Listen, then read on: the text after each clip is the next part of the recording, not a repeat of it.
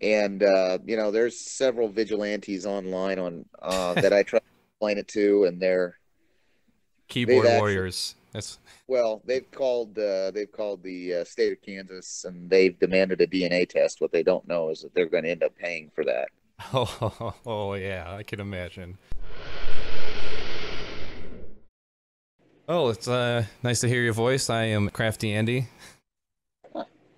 Nice to meet you. Nice to meet you. So overall, was MFF a good experience? Good It was con? incredible. Loved it. Good. Matter of fact, you know, that's one of the reasons I wanted you to call, is because I wanted to tell you how well and how nice the people in charge were at MFF. That's good to hear.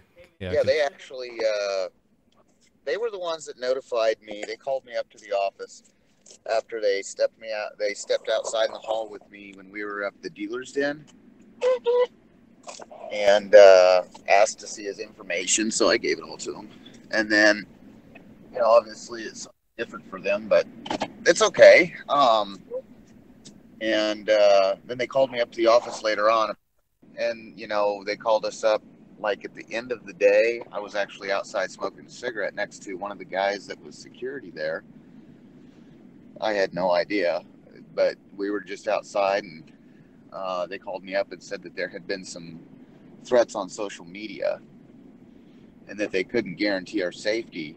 And they didn't have to. They even refunded the tickets for my daughter and everything, which was really wonderfully nice. They were very apologetic for the way people had acted. wow. So just all of a sudden, you're not even aware of what's going on, and you just got a sheriff come up to you about threats that were made on social media regarding you, and Well, the security guy, not the sheriff, but the security guy took me up there. ah, The sheriff was there and asked me if I was aware of all this stuff going on, and I'm like, no. right. And he's like, well, do you want to press charges? Because MFF called the sheriff out there because of the threats. Ah, So I was totally oblivious to it. Apparently, my daughter had seen some of it and she was upset, but I yeah. hadn't. She hadn't said anything to me. You know, you know, of course, I thought it was, you know, everything was going very great, except for the occasional snarky comment that you hear from people, but you hear that anywhere. Right. Yeah, that's But something else. So, where to begin with this? So, yeah, everything seemed to be fine. Like, it doesn't seem like the majority of people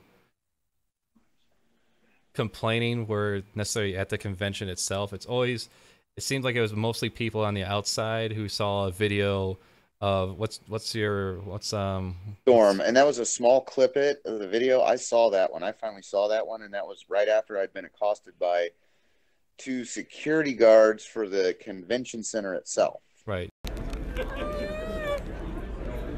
Oh, he's scared. Oh, poor baby. No, he wants to get away, actually. I lied. Oh, he's scared. Oh, poor baby. No, he wants to get away, actually. I lied. You running all the way over there? Yeah, we classified, and my doctor and I talked about it, and we decided that a service dog would be best because he actually is trained to do some things for me. What is he trained And to do? well, like when we're like, for instance, when we go to Walmart Mhm. or another store with aisles, he is in front of me. He takes lead and he dips the aisles, just like in the very front of the aisle. He'll dip down each aisle, make sure that nobody jumps out at me, Uh, uh, because that has a tendency to create anxiety for me. He also, in a normal situation, does what he calls border, or what we call border control, which means that he can do about a 180 border for me to keep people from kind of, you know, getting into my space. yeah. So that kind of wow. So in a couple sentences there, that kind of quells this whole talk of a fox can't be a service animal. Fox is not a service animal. Fox cannot be a service animal. How did it get classified as a service animal when a fox cannot be a service animal? That is not a service animal! Sorry, it can't. Foxes cannot be service animals. They just can't. They cannot be service animals. Yeah, no way legally recognized as a service animal. Foxes cannot be service animals. This fox cannot be a service animal. Foxes cannot be service animals. Wow. Just kind of like the same, the way it looks at it is, what we've kind of discussed with a lot of people is the fact that there's people that are severely allergic to dogs, and my last service animal was a dog, and there was at least 2 memorable occasions that he, there was some severe reactions to him. No, wait! I'm allergic to adorableness! Aww. Mm-hmm. And so, on the lines of when we got Storm, we had 3 thoughts in mind: lifespan for work, size, and allergies. And that's kind of the 3 things that we went for. And my doc and I did some research, and these animals that like Storm they're literally, if you're allergic to dogs, you're not allergic to him. Mm-hmm. But that's where the characteristics kind of end there, right? As far as that goes. And that was one aspect. His size and agility was the second aspect, because there's a lot of agile, regular dogs out there, but it takes years to train them. Mm-hmm. And one of the other things that he does for me is, like, he will know when I am feeling extremely anxious. I tend to get somewhat aggressive when I get anxious a lot of times. If you don't mind me, if I get too personal, let me know. Like, what is your condition that he helps out with? It's PTSD anxiety. I used to be a first responder up in Wyoming. And there's a lot of idiots up there. I can imagine. Between the time I was volunteering up there for search and rescue, we dealt with a plane wreck, multiple deaths and losses, and I guess my psychic is just not built for that. And there's other issues that went along in that, and they involved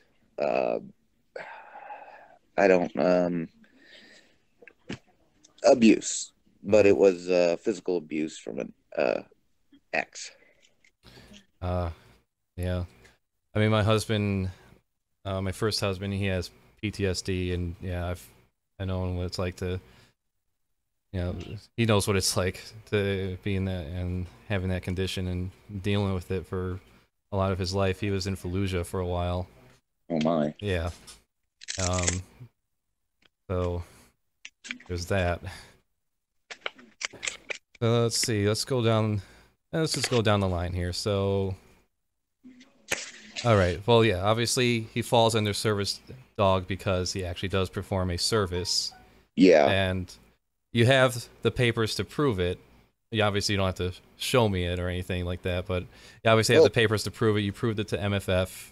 That's why they're. The thing is, if you really want to know the honest to God truth, when it becomes the requirement of proof, there's not a whole lot you're required to supply. Oh yeah, I looked it up too. Yeah, they're allowed to like ask you like I think 2 things, and they're not even required to even ask you for your papers unless the animal becomes disruptive in some way. That right? You refuse to leave or whatever. Right. Yeah, and Storm never was disruptive. He had an accident in a hallway because we were inside the building for so long that he hadn't been outside for a potty break. He went poop, and of course I had everything on me to take care of it. Yeah.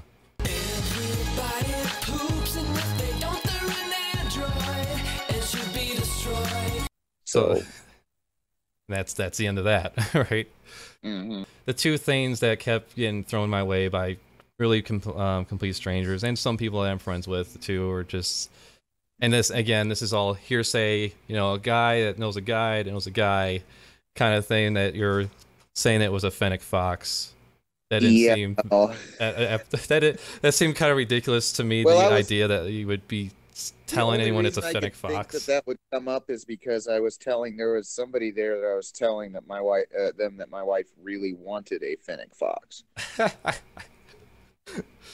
That sounds more like reality to me than what I was hearing. You know. Yeah. Ridiculous. No, he's clearly a Russian silver. I mean, there's no two ways about it.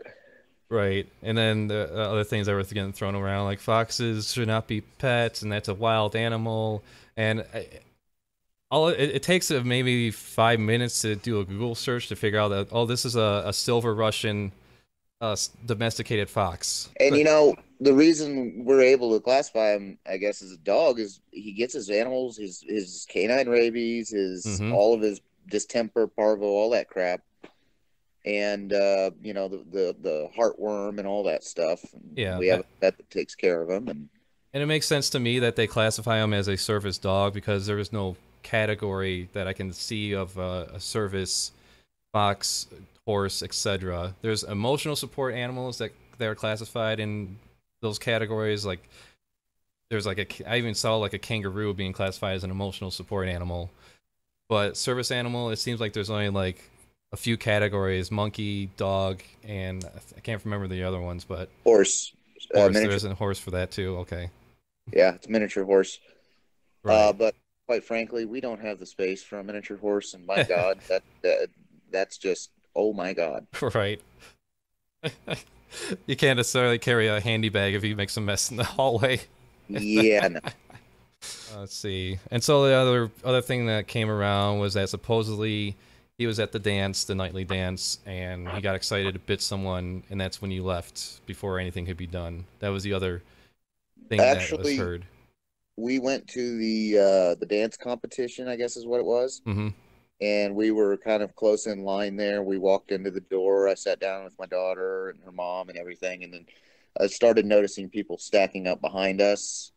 So I actually moved off to the corner and in the back far corner and sat there because I wanted to watch it and enjoy it. But, you know, I'm not good with people. That's why I have it.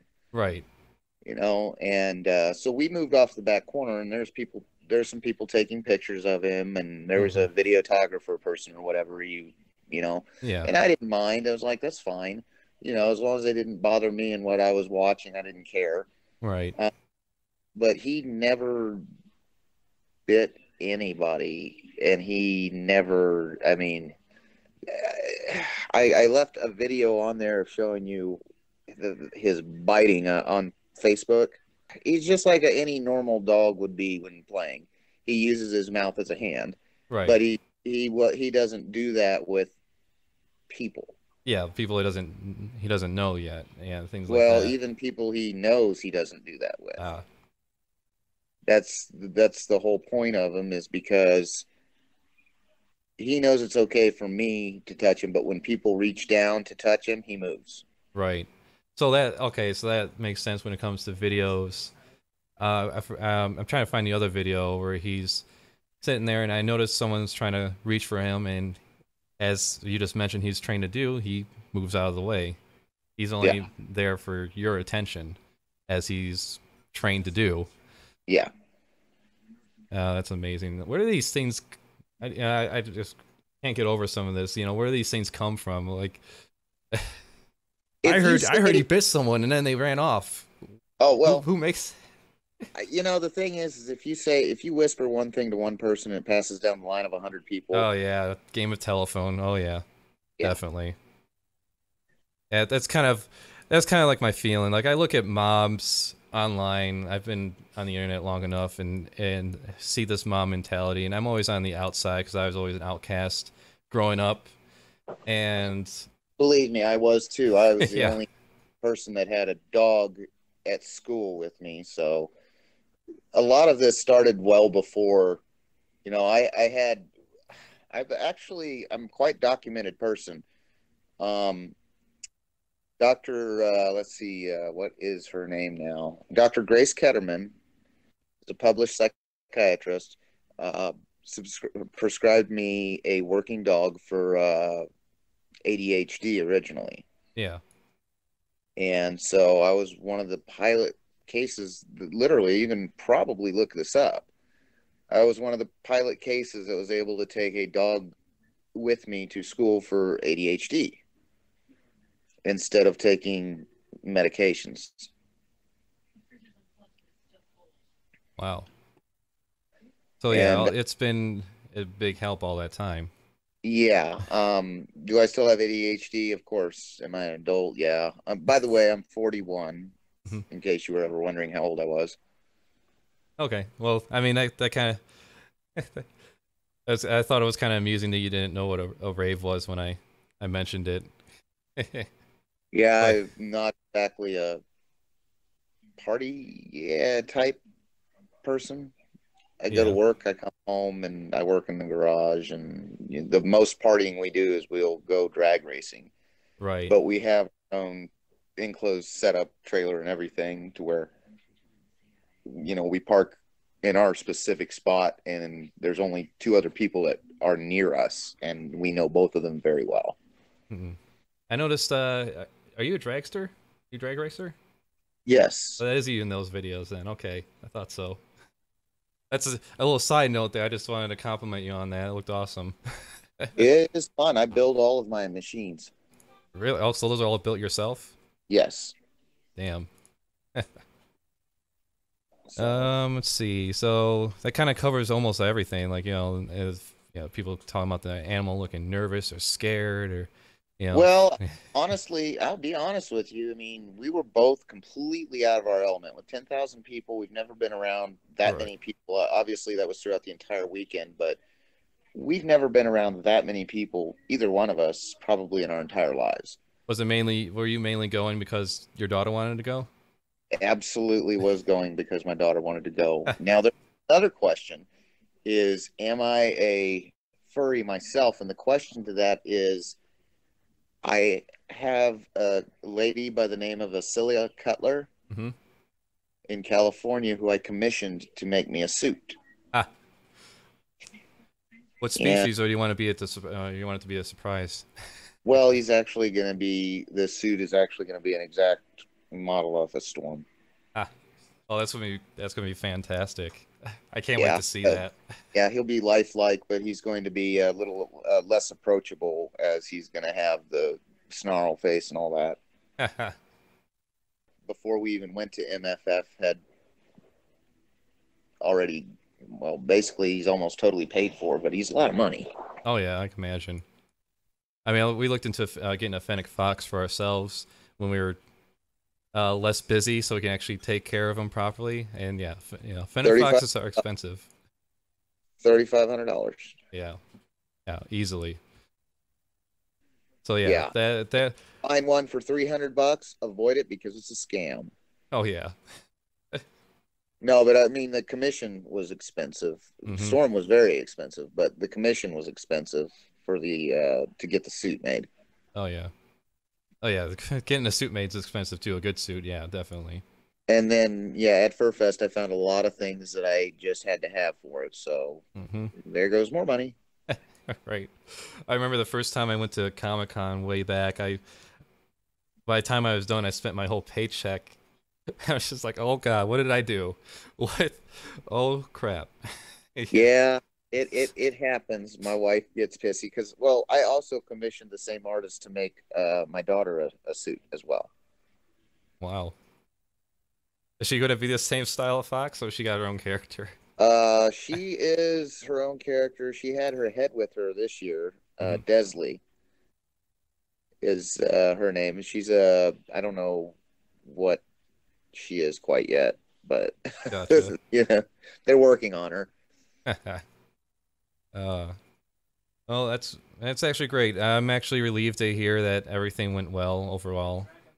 This is more of a, it's for the overall video I'm making. This is kind of like a a first topic I'm covering. It's kind of grown a little bit, talking to you, and I guess overall what this will probably do is just end up quelling any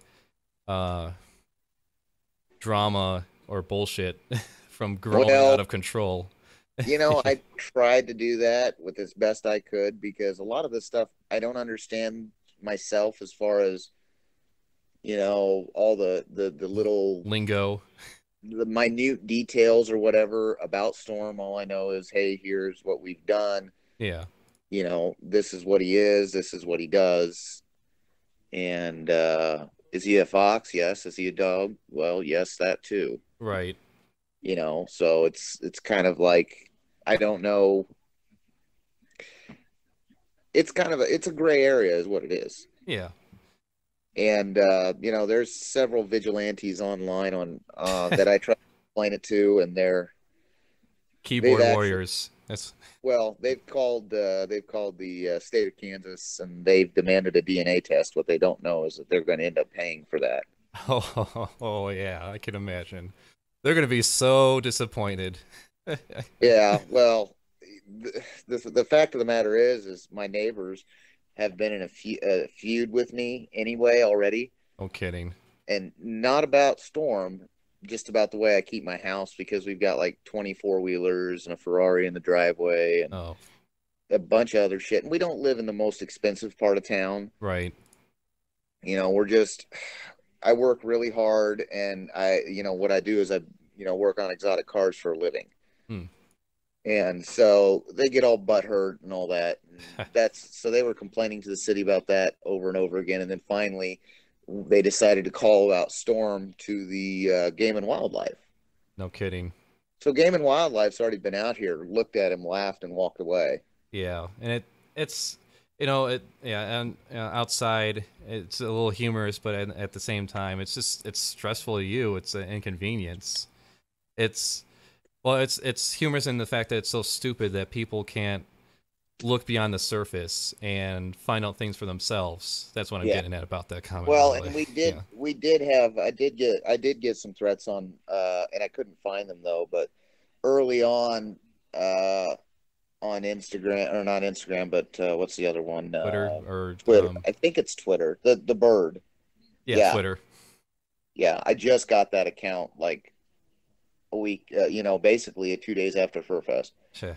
Because I was trying to find all these threats. Yeah.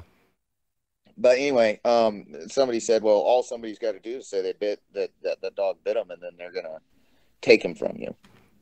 Oh, well, that probably says a lot about certain comment that I heard. Okay.